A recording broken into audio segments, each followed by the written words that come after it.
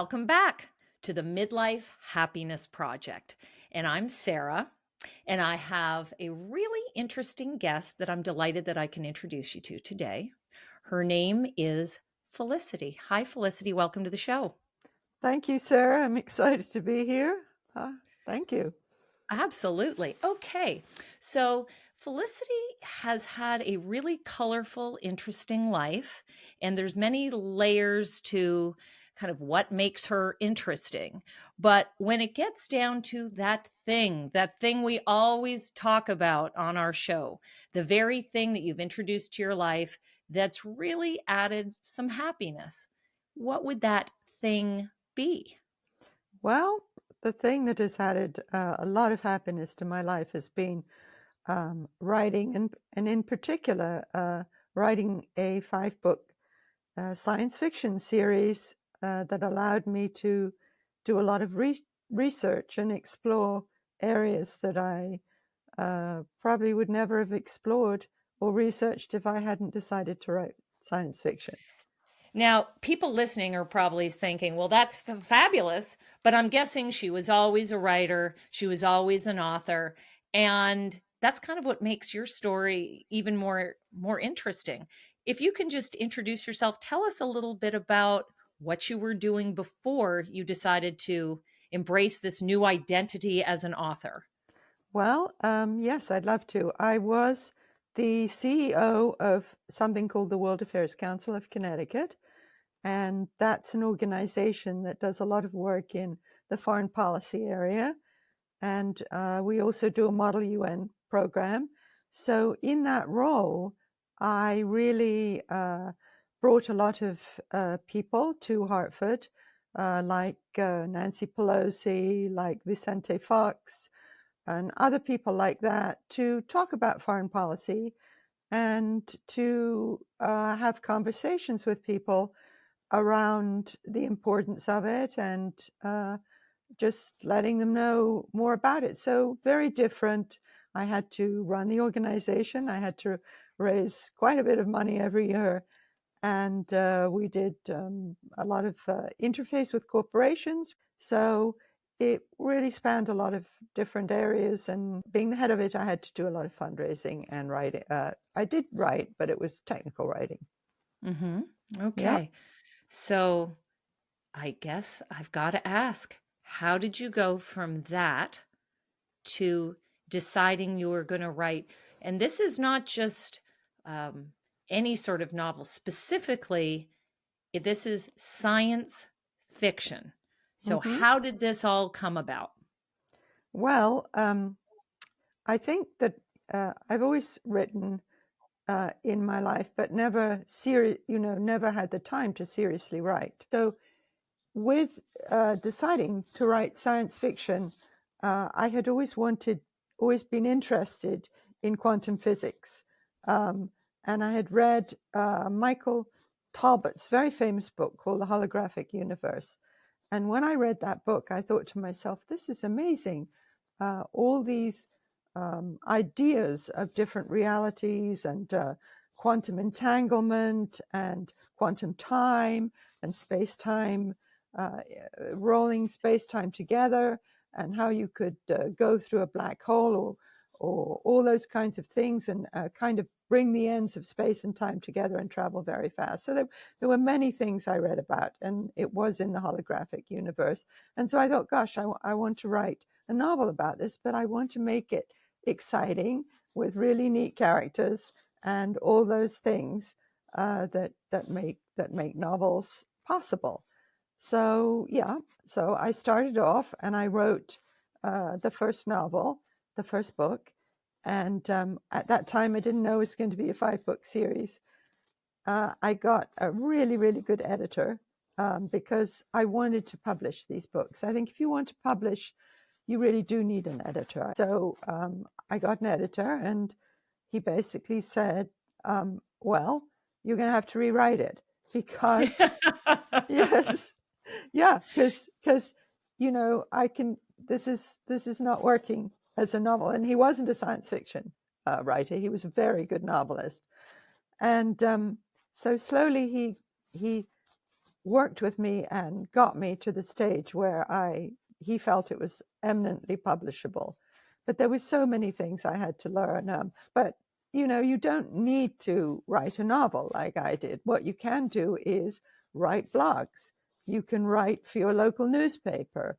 We have a great one here, and people write for it, and it's great. I love the Well, articles. what you're hitting on right now is an interesting point, because we've talked about this in our podcast before, in that when you talk of, the end game for pursuing any interest, and some people have a very specific goal. If they learn a sport, they want to compete. If you take up writing, you want to be published. But what's interesting, and you're hitting on, is that, hey, it doesn't have to be a novel. It doesn't have to be a book. In fact, you don't even have to be published. There are plenty of people I know who have taken up journaling and writing things down, maybe even poetry. And there is joy and value in the process of it.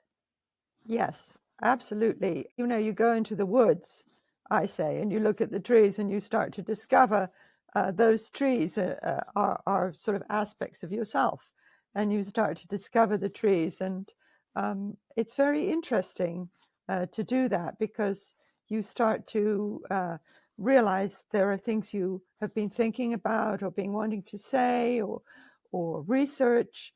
And, I like to write poetry, and that's really fun. And you can be in a poetry group, which is really fun to be in, because poetry is easy. It's hard to be in a group.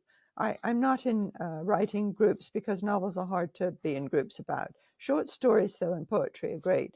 So you can be in a poetry group, and you'll never get published, but you'll write some great poetry and have a lot of fun, and maybe do some poetry readings. I was in a poetry group with poets, and many of them never published.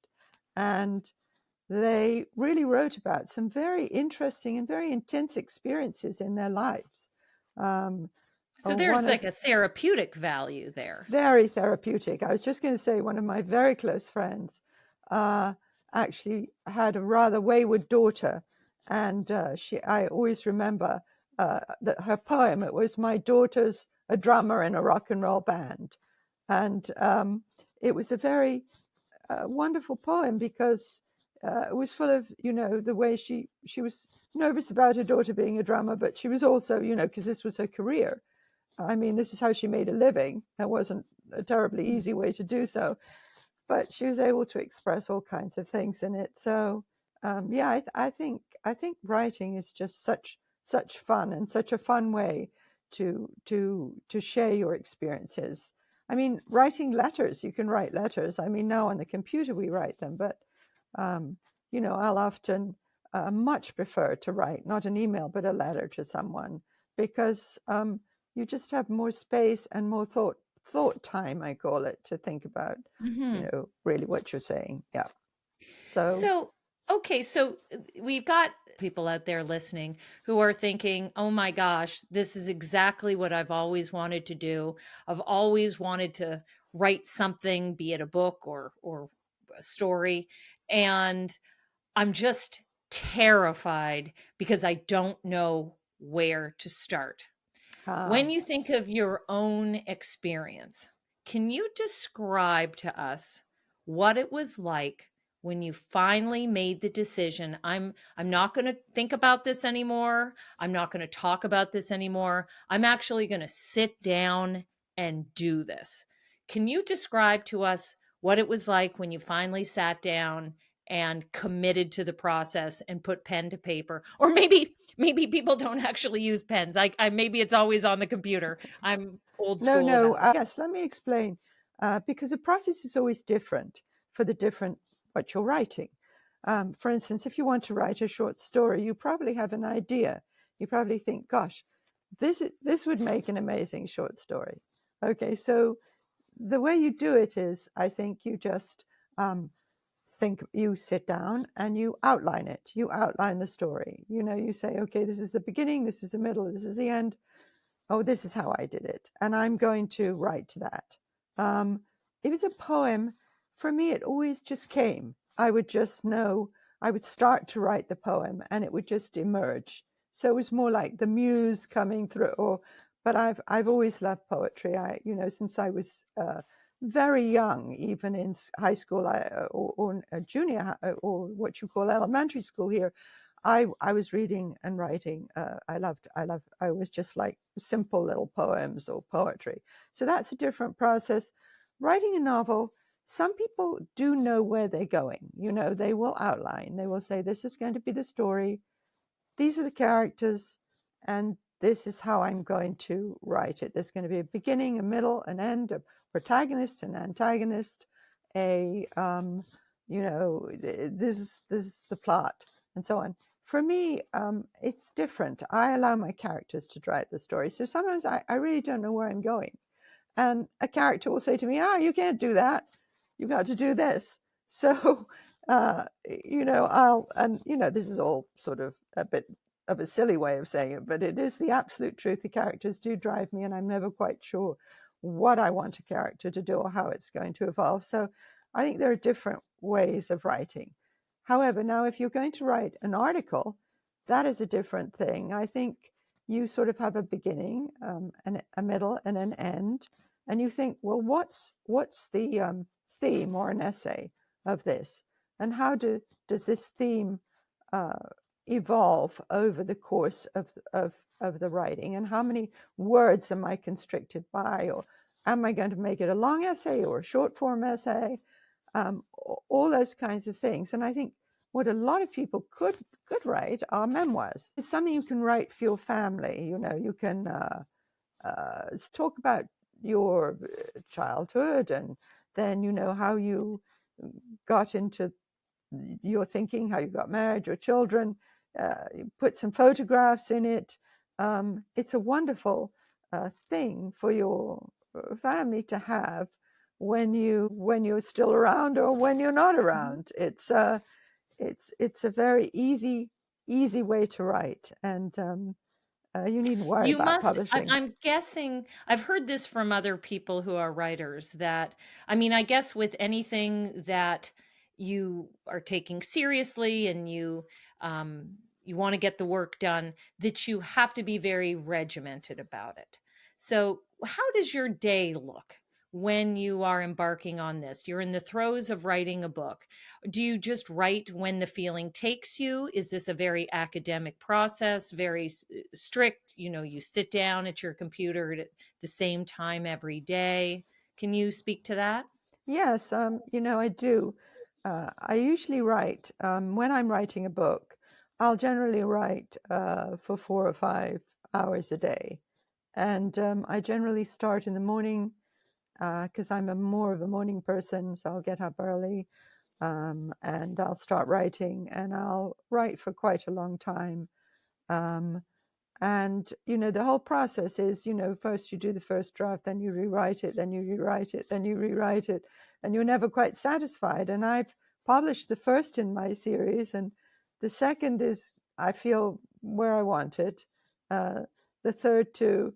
I'm still wanting to write a bit on the fourth, and the fifth is where I want it. So, and being a science fiction writer, I'm always finding little pieces of science that are more advanced than even when I wrote the book 6 months ago. So, and that's sort of the science field. It's always coming out with new things. But yes, you have to be pretty disciplined if you want to write a book. And if you don't want to write a book, you can just write when you feel like it. I'm on Medium, which is a wonderful magazine for writers, and I read articles every day. And sometimes I think, I'm going to write a response to that. So I always keep my hand in. So I'll write a long response, or I'll, think, I want to write a short blog or an article on this subject. And I'll do that too when I'm not writing a book. When I'm writing a book, I don't do that. I just stick to writing the book, because it's kind of mentally exhausting. But now I'm not writing my book. I'm publicizing it. So I'm doing a few more articles. I just finished an article, and it was on a subject in my book. It was kind of a fun article to write, because I write in my book about climate change, which is not a fun subject, but it's how people No. survive it. and so I was fascinated to learn recently about all these tech bros, as I call them, because they're in my book, Musk, Zuckerberg, and how they're all building these what you call places underground, uh, massive complexes that they can hide in when something bad happens, like the climate goes down or there's a. So, Zuckerberg, I read recently, and so I just finished this article, has built a massive estate in Hawaii, the whole island, and a Mm-hmm. whole underground bunker that he can escape to. So this amused me because in my books, people do have to live underground, but they're more cities, and there is a tech bro who builds a city, a small community that people live in. So it was almost like, well, I wrote this 5 years ago, and now they're writing about it here, and this is really funny. So as a futurist, you imagine things, and then when you actually read that there's the factual information about them, it's always interesting. So It's that's actual truth is stranger than the fiction, truth as is they very say. this is what I said. This is not fiction. Yes. This is the truth. So So yes, the other thing we like to do on this podcast is share sort of when things don't go according to plan, because yes, we it's all fine and well, as I've said before, to bring guests on who are really inspiring and seeming, to have it all worked out, and they've really managed to sort of capitalize on something and really make this such a big part of their happiness. But we also want to draw attention to the fact that um, anything worth doing, obviously, it's an investment of your time. It's often quite a bit of work to get there. And things don't necessarily go according to plan. In that, with embarking on any new adventure, you shouldn't expect that everything will be perfect and everything will work out just as it should. And it's important to recognize that. And we like to have sort of a bit of a sense of humor about it because that's the truth.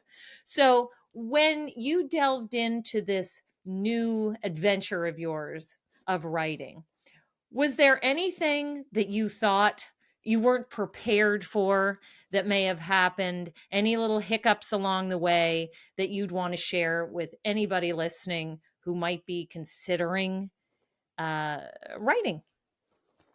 um, well, yes. I mean, I think when you write something and then you read it, you're sort of sometimes not satisfied with it. Often not. Well, I would say often not satisfied with it. So you have to be prepared to sort of trash a lot of what you write if you want it to be a certain way. If you don't, it's fine uh, not to. But as a novelist and a published writer, I can talk to the fact that you've got to be prepared to be edited, and that's often very crushing because you get manuscripts back with pages. I mean, lines and lines and lines of commentary and criticism. So if you want to be published, you have to be prepared for criticism. Also, if you want people to read your work, you have to be brave and be willing to send it out to your friends or wherever it's going. And, then you hold your breath and you go, oh my gosh, is someone going to tell me this is dreadful?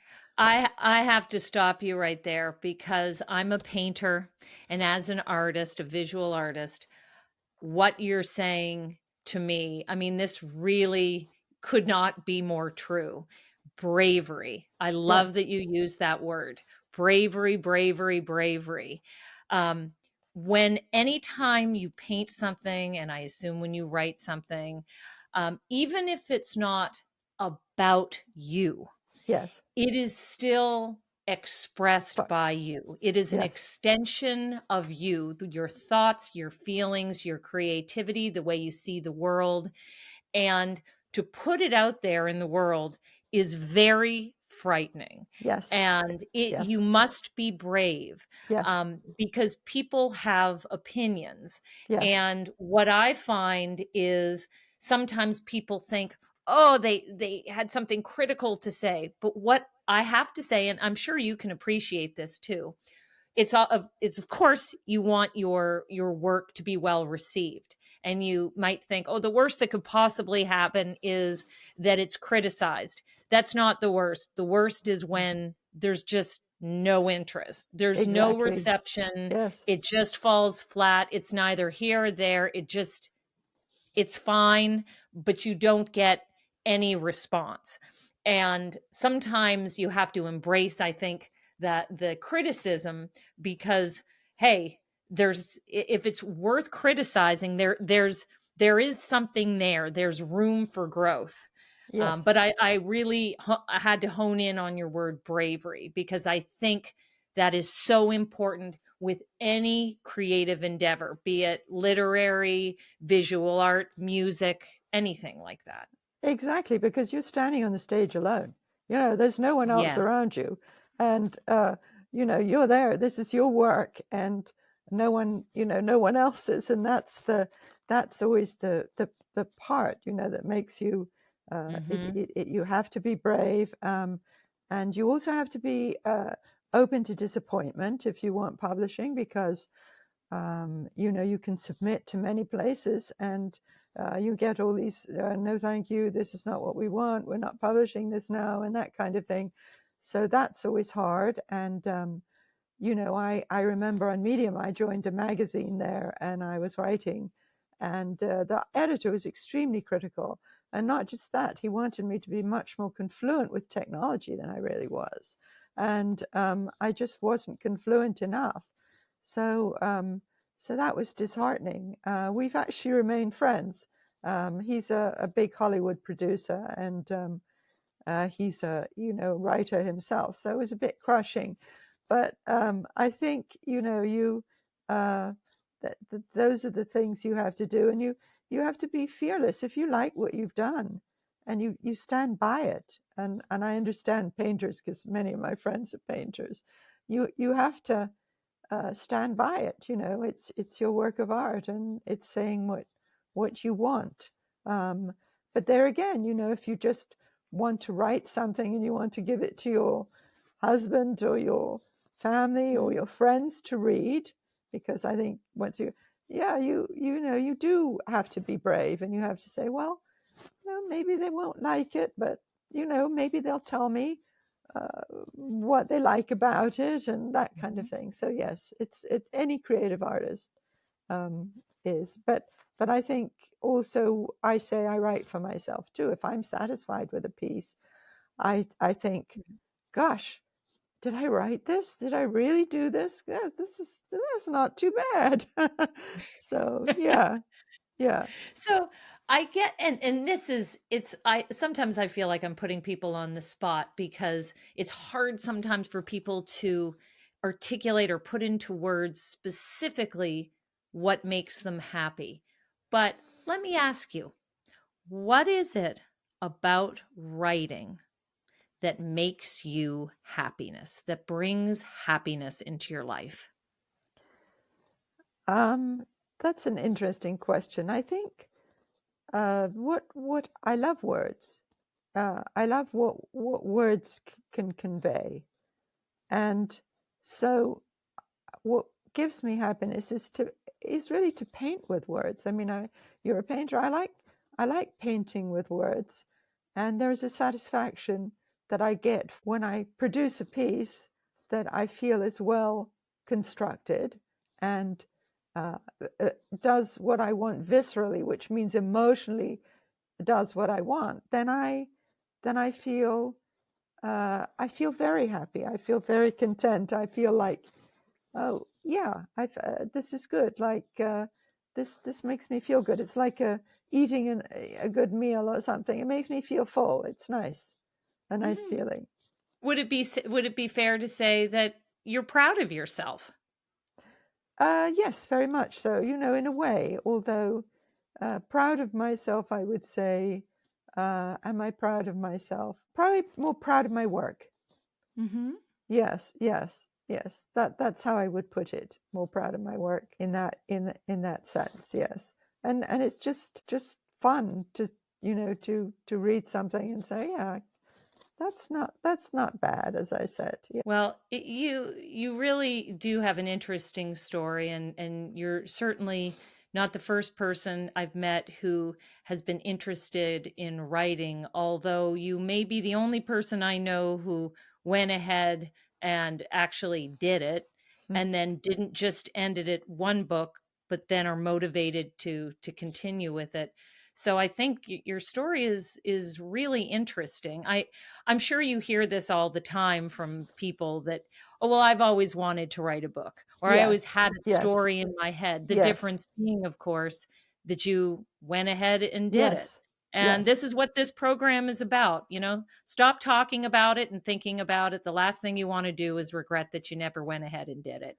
And yes, as we said earlier, whether you're published or not, there is satisfaction and happiness in just executing and following through with something you've always wanted to do. Just do it. yes, So yes. that That's is what the I want to say. cornerstone of this. That's what I want to say. People, everyone says, everyone I meet says, I want to write a book. I'll be honest. I mean, I would say 90% of people, oh, I want to write, or I Yeah. always wanted to write.